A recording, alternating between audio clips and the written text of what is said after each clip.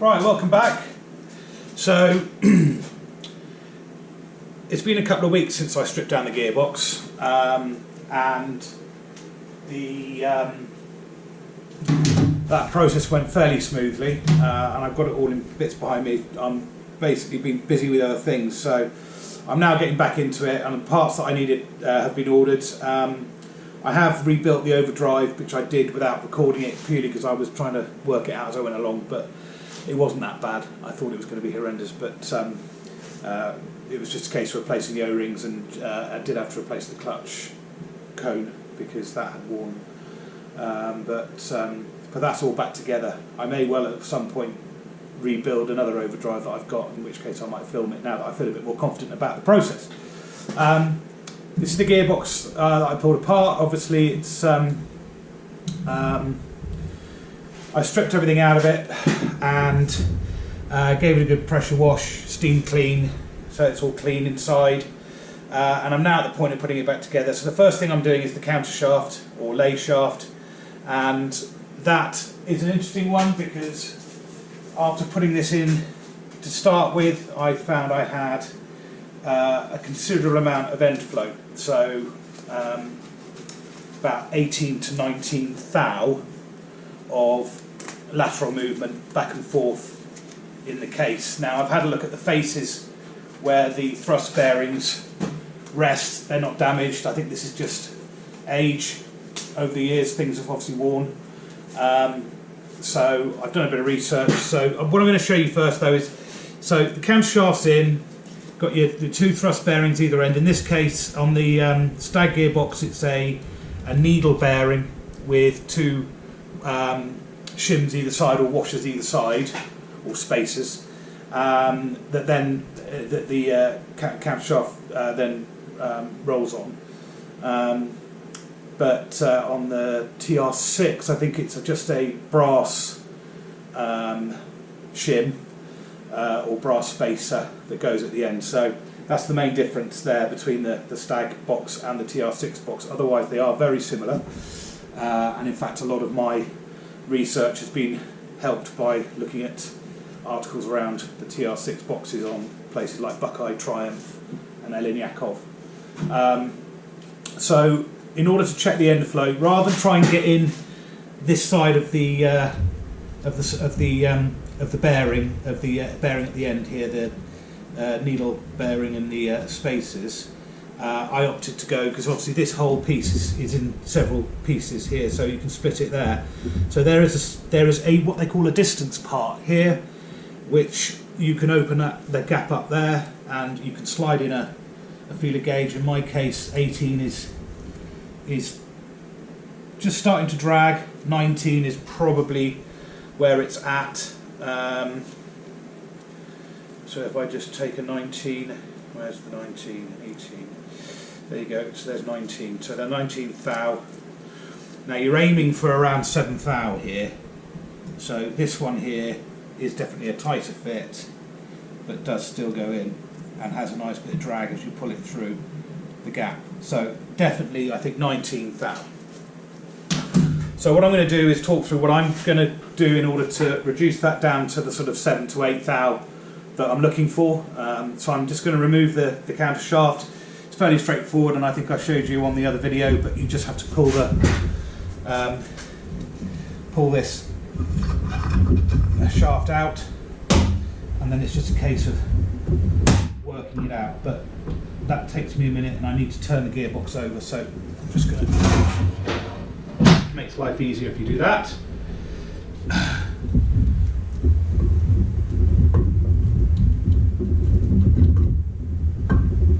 And what you can actually do is slide it out and grab. This is the bearing I was talking about that sits at the end. It's in 3 pieces. You've got your needles, and then you've got your 2 spacers either side.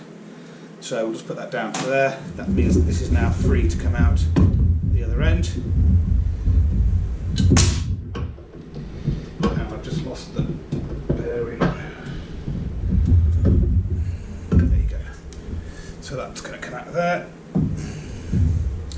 What you heard falling through was actually the opposing bearing from the other end, where again you've got your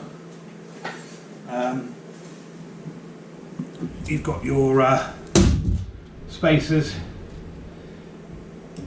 needle bearing, and another spacer that sits inside that. Okay, so I'm just going to clean up here and then I'll be back. Okay, so the countershaft assembly there. I've removed the bearings, both the internal needle roller bearings, which are obviously here and here. There's also a spacer piece, which is just like a tapered nose piece that goes in that way on both sides. We've got one there as well, separate to the bearing, so they go in that way round. Then we've got the front needle bearing here, and then the rear needle bearing with the spacers there. So as far as removing the end float, there is two options out there that I found. This is one from, I got this from Paddock, I think it was, and basically that is a spacer that's designed to replace the this spacer here. So you would remove that and use this instead. And I have to be honest, I'm not entirely sure if that would work, but yeah, I mean, there you go. So it's the same diameter, but obviously a lot thicker than the original spacer. Now, the way it happens with that is it comes, this original spacer was 48 thou thick, so may well have been 50 at one point, but anyway, it's 48 thou now. And the washer I bought, the replacement spacer, is 90 thou. So the idea of that is you would have to get that machined down to the thickness that you require. Now I need to knock around 11 thou off the end float amount that I have at the moment. So I would be taking that down from down to about 48 plus 11 would be 59. So I would have to get that machine to effectively 59, 60 thou thick. It's 90 thou at the moment. It can be done, but it's quite a lot of material to remove in that way, because you'd want to have it done on, at a machine shop. It has to be a nice clean ground surface to run against the bearing. So for them to remove sort of, you know, 30, 40 thou material, it would be on the machine for a number of hours, and no doubt would cost you a lot of money. So I looked at the other option out there, which is this part here, which is supplied by TD Fitchit, and I spoke to a couple of people about this, and the consensus was that actually this is definitely the better way of doing it if you don't want to avoid, you don't want to pay the cost of having to machine that. So TD Fitchits do 3 of these, and they are they're basically they're 3 different thicknesses. You've got the original size, then you've got the middle size, which is plus 5 thou, and then you've got this one, which is plus 10, just over 10 in this case, 11 thou. But that's perfect. So that will remove the end float that I have in this countershaft. So it's just really just a case then of removing the end gear, pulling off the original distance piece. You've obviously got a hole there and an oil channel here, but it is central, so you just then replace that distance piece with the one from TD Fitchits, and that effectively now will remove the end float. I'm going to put some assembly grease on that just to help it along until the oil flow is there. It's a little bit tighter in places, so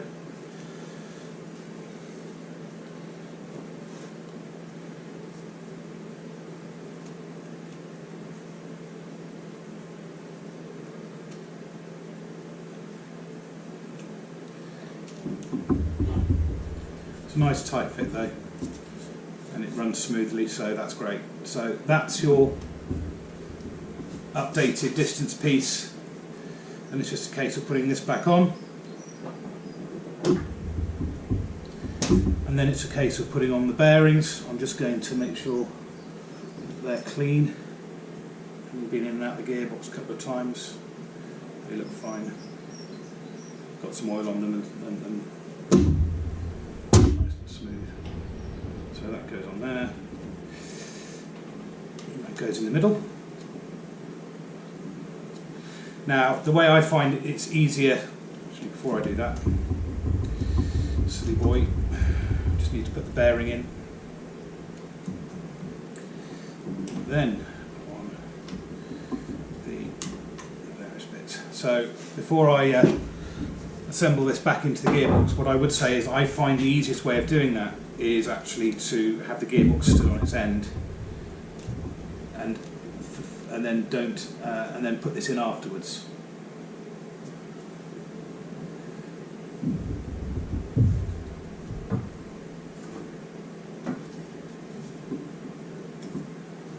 So that's 2 bearings in this one.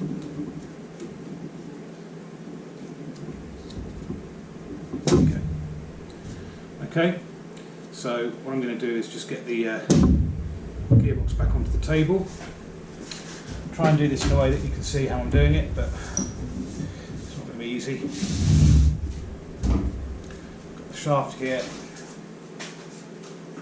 I'm going to make sure there's no lubrication on it.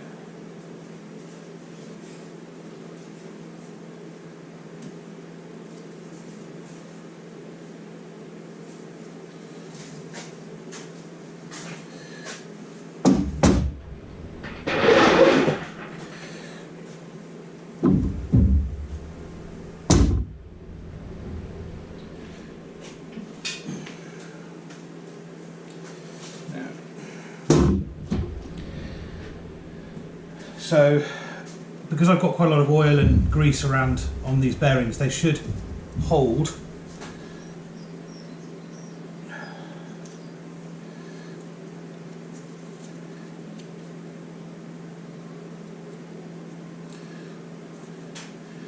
Enough that I can get them in without them falling off.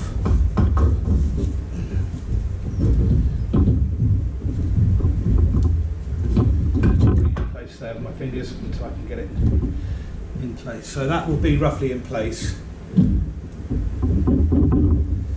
Then it's a case of putting the rear thrust bearing in, and this is more a case of just slotting it in underneath like that, and then using a finger to centralise it, which I've done there. So now what I can do is I can run the shaft in at the back. It won't go all the way through at the moment because I've got absolutely no doubt the front bearing isn't aligned.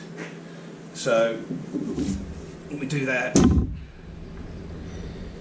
is just simply looking through the front. Not sure if you can see this.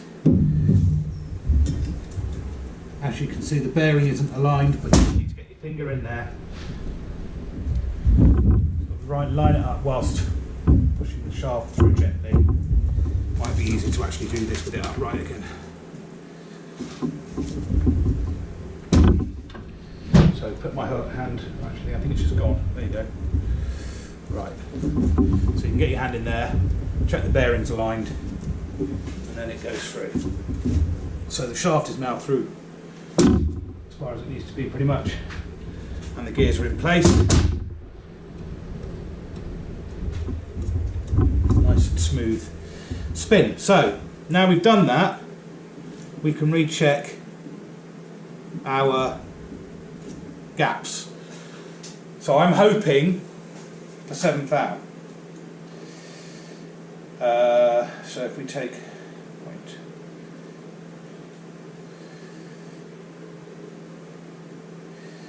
so let's start with 9, 7. So this is 7 thou here. Again, sliding it in between the distance piece there, and I've got a fit. I would say it's probably bang on. Just checking it in between the gear and the spacer that we've just put in. Just give it a turn and try it in a few different spots. It's got a nice, smooth grab but not too tight. So there you go. So we've got 7th thou of Endfloat on the Layshaft.